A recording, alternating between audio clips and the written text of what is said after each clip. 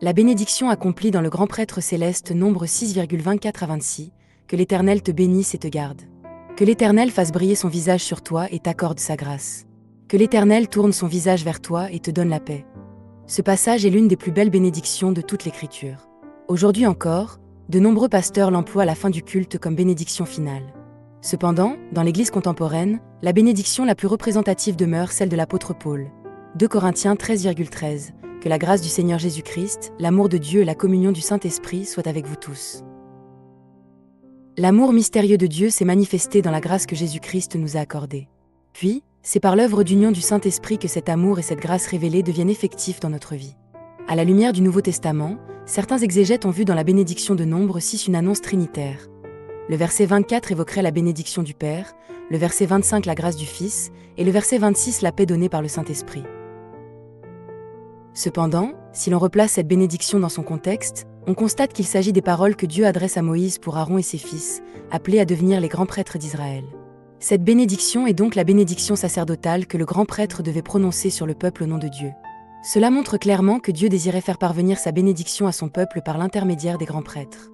Il va même jusqu'à promettre que, lorsque ceux-ci béniraient Israël en son nom, lui-même accorderait effectivement sa bénédiction.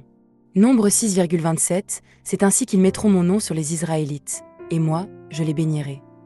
Mais alors une question se pose. Puisque les grands prêtres ont existé tout au long de l'Ancien Testament, pourquoi cette bénédiction n'a-t-elle pas été pleinement communiquée au peuple?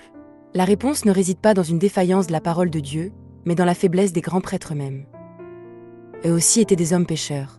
Avant d'entrer dans le Saint des Saints, ils devaient offrir un sacrifice pour leurs propres fautes et être purifiés par le sang des victimes. La tradition rapporte même qu'une corde était attachée au grand prêtre lorsqu'il pénétrait dans le Saint des Saints, afin que l'on puisse retirer son corps s'il venait à mourir en présence de la sainteté de Dieu, car personne n'avait le droit d'y entrer pour le secourir. De plus, l'Épître aux Hébreux nous enseigne que les sacrifices de l'Ancienne Alliance n'étaient pas parfaits. Ils devaient être renouvelés chaque année et rappeler continuellement le péché. Les prêtres de l'Ancienne Alliance, tout comme leurs sacrifices, n'étaient que des figures annonçant le sacerdoce parfait et le sacrifice unique de Jésus-Christ. C'est pourquoi, depuis que Jésus-Christ s'est offert lui-même comme l'agneau qui ôte le péché du monde, qu'il est ressuscité et monté au ciel pour devenir notre grand prêtre éternel, la bénédiction de Nombre 6,24 à 26 trouve enfin son plein accomplissement.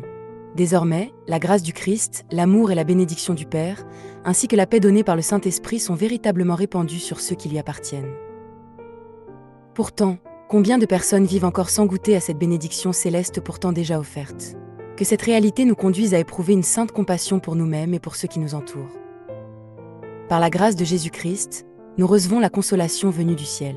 Dans cette paix que donne le Saint-Esprit, nous découvrons l'amour du Père et nous sommes appelés à devenir, selon le sacerdoce universel des croyants, des témoins qui transmettent à leur tour la bénédiction de Dieu au monde. Que le Seigneur fasse de chacun de nous un instrument de sa bénédiction. Alléluia. Amen.